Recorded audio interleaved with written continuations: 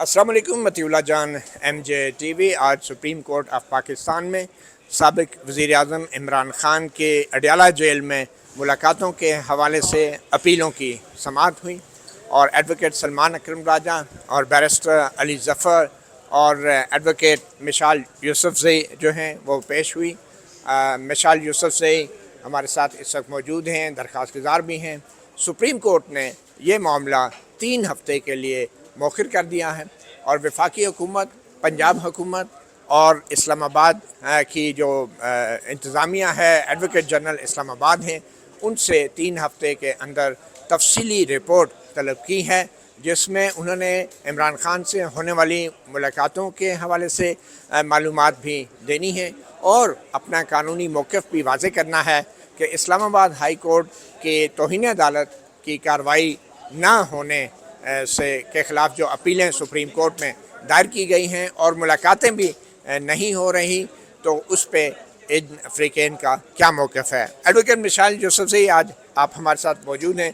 مزید 3 ہفتے کا یہ معاملہ آگے چلا گیا ہے، تو اس میں آپ کے خیال میں کوئی ارجنسی ہونی چاہیے تھی؟ آپ کی توقع کیا تھی اور کیا ہو رہا ہے؟ بہت شکریہ مطیع اللہ جان صاحب۔ دیکھیں، اس ٹائم خان صاحب جو اس ملک کے سابق وزیر اعظم ہے، ایک مقبول ترین لیڈر ہے، جن کو عوام نے 25 کروڑ عوام نے مینڈیٹ دیا ہوا ہے، ان کے ساتھ ان کے بیسک ہیومن رائٹس معطل ہے۔ سپریم کورٹ کو ارجنسی اس میں یہ تھی کیونکہ چونکہ اس میں ہیومن رائٹس معطل ہے، تو سپریم کورٹ کو اس پہ فوراً ایکشن لینا چاہیے تھا۔ میرے خیال سے 3 ہفتے یا 5 ہفتے یا اس طرح ہفتوں پہ ہفتے کی ڈیٹیں دینا، یہ سپریم کورٹ اپنی بے بسی کا اظہار بھی کر رہی ہے اور معاملے کو آگے لٹکا بھی رہی ہے، اور جس سے ہمیں بھی یہ تاثر ملتا ہے کہ شاید مزید 3 ہفتے اور خان صاحب سے کوئی ملاقات نہیں ہوگی اور وہ منقطع ہوں گے۔ اچھا، یہ ہیومن رائٹس کا معاملہ تو اب اس سپریم کورٹ کے ہاتھ سے نکل چکا ہے اور یہ اب وفاقی آئینی عدالت کو اختیار مل گیا ہے کہ وہ سو موٹو انسانی حقوق کے نفاذ کے لیے اپنے اختیار کو استعمال کریں، اور وہ بھی تحریری درخواست کے اوپر۔ تو آپ اس سپریم کورٹ میں جو 3 ہفتے کے اوپر آپ نے بھی ایگری کیا ہے، کیا وجہ ہے؟ آپ نے ارجنسی کے لیے کیوں نہیں کہا سپریم کورٹ سے؟ دیکھیں جی، پہلی بات تو یہ ہے کہ چونکہ ہم اپیل میں آئے ہوئے ہیں، کرمنل اوریجنل کے خلاف اپیل آئی ہوئی ہے، تو وہ اس سپریم کورٹ کی ہی جورسڈکشن ہے۔ اپیل کے اندر ایک ہیومن رائٹس کا معاملہ ہے، تو اگر ہم دیکھیں مطیع اللہ جان صاحب، ہم نہ بندوق اٹھا سکتے ہیں، نہ ججز کا گریبان پکڑ سکتے ہیں۔ ہم پلیڈ ہی کر سکتے ہیں، اور ہم نے عدالت کے اندر پلیڈ کیا، عدالت کو بھی بتایا کہ آپ کہہ سکتے ہیں کہ آپ کی ناک کے نیچے اس ملک میں یہ ہو رہا ہے۔ اگر اس ملک کے ایک وزیر اعظم کے ساتھ یہ ہو رہا ہے تو اس ملک کے عام عوام کی کیا حالت ہوگی؟ تو کیونکہ میٹر ارجنسی کا ہے تو آپ اس میں اتنی لمبی ڈیٹ نہ دیں۔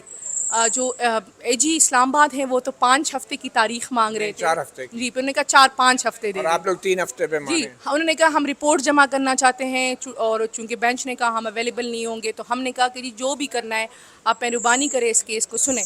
لیکن حالات سے یہ نظر آ رہا ہے کہ جی یہ معاملہ لٹکایا جائے گا، اور جب تک کہیں اور سے اپروول نہیں ہوگی تو یہ بھی فیصلہ نہیں سنائیں گے۔ یہ کہیں اور سے اپروول سے کیا مراد ہے؟ کہیں اور سے مراد کیا یہی ہے کہ پارٹی کی فہرست میں آپ کا نام موجود نہ ہونے کے باوجود بھی آخری مرتبہ آپ کی ملاقاتیں کروا دی گئی، بیرسٹر علی ظفر کی ملاقاتیں کروا دی گئی، تو کیا مراد ہے آپ کی کہیں اور سے اپروول سے؟ پہلی بات تو یہ مجھے بتائیں کب میری ملاقات کرائی گئی جب میری پارٹی لسٹ میں نام نہیں تھا؟ جی، پارٹی لسٹ میں جب بیرسٹر علی ظفر صاحب کی ملاقات کرائی گئی بنیادی طور پہ، 16 اور آپ اکتوبر کی کو طرف نہیں سے جی 16 اکتوبر کو آپ کے پاس معلومات کم ہے نا سر؟ جی 16 اکتوبر کو ہم سب کی ملاقات ہوئی ہے، اور شاید آپ کو پتہ نہیں ہے کہ میرا وکالت نامہ خان صاحب کی طرف سے بھی انڈیپینڈنٹلی سبمٹ ہے، ٹھیک ہے، بی بی صاحبہ کی طرف سے بھی انڈیپینڈنٹلی لیکن سبمٹ ہے۔ سلمان اکرم راجہ کی ملاقات آج تک کیوں نہیں نہیں کرائی جی، گئی؟ سلمان اکرم راجہ صاحب ہمارے ساتھ ڈیلی جاتے ہیں، جب ہم ٹرائل میں نہیں، جاتے جانے تھے کی بات نہیں ہے، میں کہہ رہا ہوں کہ اکتوبر کے بعد سے ان آج کے تک بعد کسی کی بھی ملاقات نہیں ہوئی نا۔ ایسا تو نہیں ہے نا کہ علی ظفر صاحب کی کرائی گئی اور سلمان اکرم راجہ کی نہیں کرائی گئی ہو۔ آپ بتائیں کرائی گئی ہے؟ ایسا اچھا، کچھ اس کے ہوا ہے؟ بعد کچھ بیرسٹر کسی علی کی ظفر بھی صاحب نہیں ہوئی، بیرسٹر علی ظفر صاحب کی اور آپ کی ملاقات خان نہیں صاحب ہوئی، سے ہوئی ہے نہیں اس وقت؟ اکتوبر کی میں بات کروں، اس 16 وقت سب کی اکتوبر جو کو آپ جی کہہ رہے ہیں۔ ٹرائل تھا، جی جی، اور ٹرائل میں میری ملاقات ہوئی ہے، اور اس ٹرائل میں بھی میری انٹری 3:30 پی ایم کرائی گئی، کیونکہ خان صاحب اور بی بی صاحبہ نے عدالت سے بائیکاٹ کیا۔ ٹھیک وہ ہے، باہر نکلے تو پھر جج صاحب نے اپنا ریڈر اور اپنے گارڈ میرے پیچھے باہر بھجوایا، ٹھیک ہے۔ اور پھر انہوں نے مجھے اندر خود لے جا کے کلیئر کر کے عدالت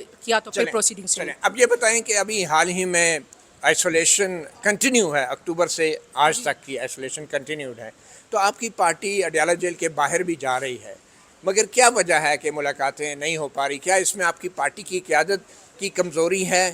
اور جو علیمہ خان ذاتی طور پہ اب عوامی رابطہ مہم پہ نکل پڑی ہیں، تو اس سے آپ کو کیا لگتا ہے کہ آپ کی پارٹی کی یہ ناکامی ہے؟ دیکھیے جی، پہلے آپ بتائیں کہ پارٹی کیا کرے جس سے ملاقات ہو نا، آپ بتائیں. ہم عدالتیں آ سکتے ہیں، ہم ہائی کورٹ آ رہے ہیں، ہم سپریم کورٹ آ رہے ہیں. وہ جو علیمہ خان کر رہی ہیں پارٹی کیوں نہیں کر رہی؟ اسٹریٹ موومنٹ کی آپ بات کر رہی ہیں. دیکھیں میں اس کی تائید کرتی ہوں، پارٹی کو کرنا چاہیے تھا، پارٹی نے نہیں کیا، میں اس کی جواب دہ نہیں ہوں. ہاں، مجھ سے اگر میرا موقف پوچھے تو میں اس میں بڑا آپ کہہ سکتے بلنٹلی میرا اپنا ایک سٹانس ہے. آپ مجھ سے یہ پوچھے کہ میں نے کیا کیا اپنے حصے کا، تو مجھے خان صاحب کی 16 اکتوبر کے بعد جو ہمارے وکیل صاحب ہیں فیصل ملک صاحب، ان کے ذریعے پیغام آیا کہ مشال سے کہیں کہ کیس کو پرسو کرے. اس کے بعد میں نے کیس کو پرسو کیا، یہاں بھی آئے، فکس بھی کروایا، اور اب 3-4 پیشیوں پہ ہم آ رہے ہیں. آپ ہمارے ساتھ ہیں، اور آپ نے بلکہ میرے خیال سے آپ تو ہائی کورٹ سے دیکھ رہے ہیں کہ ہم ایک جد و جہد کر رہے. ہم بندوق تو نہیں ٹان سکتے نا جی ججز کے ماتھے پہ کہ جی اس طرح کرو. اگر ججز کر بھی لے تو سپرنٹنڈنٹ اڈیالہ جیل تو ہمارے کنٹرول میں نہیں ہے. وہ جس کے کنٹرول میں ہے، جب تک اسے نہیں کہا جائے گا. یہ بتائیں نا، علیمہ خان کی جو عوامی رابطہ مہم ہے، آپ اس کے بارے میں کیا رائے رکھتے ہیں؟ دیکھیں میں ذاتی طور پہ سمجھتی ہوں کہ اگر بی بی صاحبہ 26 نومبر کو آئی تھی، وہ بھی ایک جد و جہد دی. اگر آج علیمہ خان صاحبہ باہر آئی ہے تو وہ بھی ایک سیاسی جد و جہد تو نہیں ہے، اپنے بھائی کے لیے ایک جد و جہد ہے. تو آپ ان کے ساتھ ہوتی ہیں؟ دیکھیں علیمہ خان صاحبہ ابھی باہر آئی ہیں، بنیر میں تھی تو بیرسٹر غور صاحب کے بھائی ان کے ساتھ تھے، صوبائی منسٹرز ان کے ساتھ تھے. سوات میں تھی تو صوبائی منسٹرز اور ایم پی ایز ان کے ساتھ تھے. جب چترال جا رہی تھی دیر کے ایم پی ایز ان کے ساتھ ہے.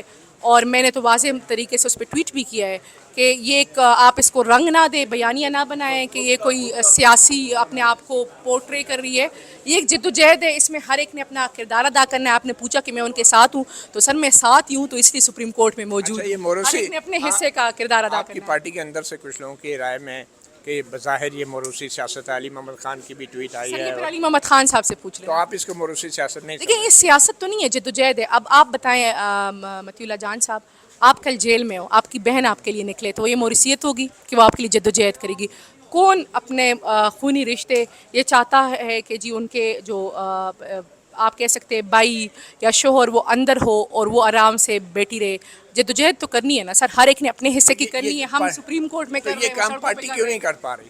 دیکھیں پارٹی